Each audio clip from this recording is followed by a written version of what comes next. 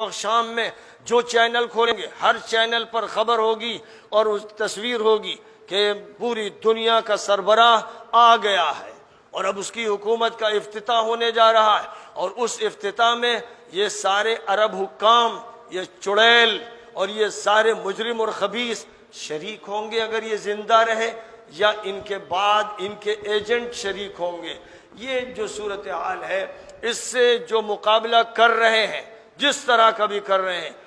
اس مقابلے میں شہر القدس کے وہ جیالے، وہ بہادر، وہ باہمت جوان ہیں، بوڑھے ہیں، عورتیں ہیں، بچے ہیں، جن کو نفیر عام سے مطلع کر دیا گیا ہے، اعلان کر دیا گیا ہے کہ سارے لوگ نکل کھڑے ہوں اور سب آ جائیں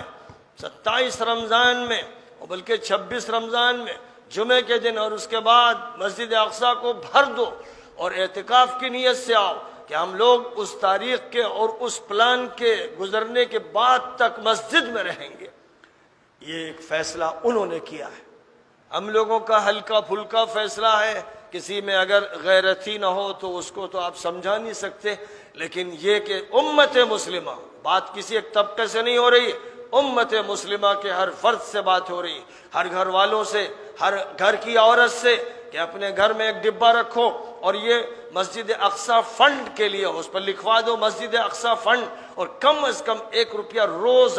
روزانہ ڈالو، تاکہ روزانہ یاد آتی رہے مسجد کی، یاد آتی رہے مجاہدین کی، یاد آتی رہے جیالوں کی، وہاں کی خواتین کی اور مردوں کی، اور جذبہ تازہ رہے، اور گویا جس مرکز کے ذریعے دجال اور عیسیٰ مسیح اور مہدی کے درمیان فصل ہوگا، جو فرق قائم ہوگا، اور جس کی بنیاد پر اہل ایمان طے ہوں گے، اہل نفاق اور اہل کفر طے ہوں گے، یہ بات واضح ہو جائے، اس کے لیے ابھی سے اس حلقے کے ساتھ رہنا ہے جو حلقہ اس مرکزی مقام کے تحفظ کے کام میں لگا ہوا ہے۔ وہ توحید پر مضبوطی سے قائم ہے، وہ رسالت کا عقیدہ رکھتا ہے، وہ خیار صحابہ کی عظمت کا قائل ہے، ان سے محبت کرتا ہے، وہ اہل بیت کو آنکھوں میں سجاتا ہے، وہ صحیح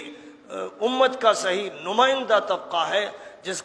جس کے اندر جذبہ بھی ہے، اور جس کے دماغ میں شعور بھی ہے، اور جس کے اندر ہمت بھی ہے، اور جو تسلسل کے ساتھ اس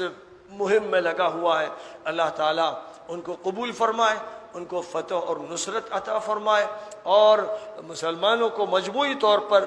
صحیح شعور عطا فرما کر عالمی مسائل کی فکر نصیب فرمائے۔ بہت سے لوگ کہتے ہیں کہ آپ فکر کرتے نہیں، یہاں کی نہیں فکر کرتے، وہاں کی کرتے ہیں۔ کیا کروں کہ نبی نے یہی کہا ہے کہ وہاں کی تمہیں فکر کرنی ہے۔ آپ کو اگر خدا نخواستہ ہارٹ کا اٹیک ہوتا ہے تو آپ کہیں کہ بھائی ارے یار ہمارے پیر میں ذرا سی پھنسی ہے، اس کی فکر کرو، ہاتھ میں ذرا چوٹ لگ گئی، اس کی فکر کرو، دل کو چھوڑو، تو ایسے آدمی کو پاگل شمار کیا جائے گا یا خودکشی کرنے والا شمار کیا جائے گا۔ جسم میں جو مقام دل کا ہے، جو مقام دماغ کا ہے، وہ ہاتھ پیر کا نہیں ہے۔ اسی طرح پوری دنیا کے ممالک ہاتھ پیر ہیں، یہ انگلیاں ہو سکتی ہیں، یہ پنڈلیاں ہو سکتی ہیں، لیکن جہاں تک قلب و جگر کا تعلق ہے، ایک طرف حرمین شریفین اور ایک طرف مسجد اقصی ہے، اور آخری دور میں مسجد اقصی کفر سے اور نفاق سے معرکے کی سب سے بڑی علامت ہوگا۔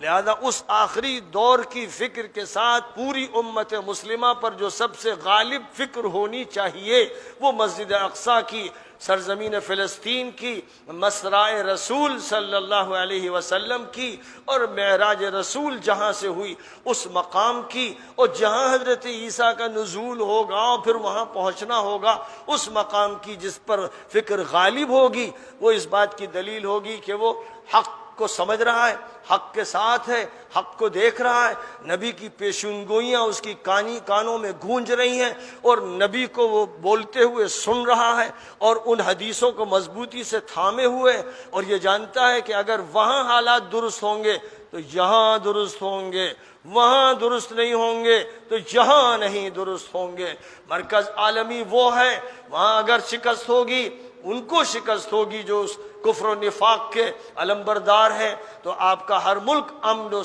چین و سکون حاصل کرے گا، اور اگر ایسا نہیں ہوگا تو آپ کو کہیں چین حاصل نہیں ہوگا۔ یہ بات سمجھنے کی ہے، کچھ گہرائی کی ہے، لیکن ضرورت تھی کہ اچھی طرح وضاحت کر دی جائے، اس لیے میں نے اتنی تفصیل سے باتیں کی۔ لیکن ظاہر ہے کہ میں نے جو کچھ بھی کہا وہ تو دریا کا ایک قطرہ بھی نہیں ہے، بات تو بہت ہے، لیکن کم از کم سمجھ میں آ جائے اس لیے یہ باتیں میں نے عرض کر دی۔ اب مسجد اقصیٰ میں مجھے چھوٹی سی تقریر کرنا ہے، بس اسی پہ بات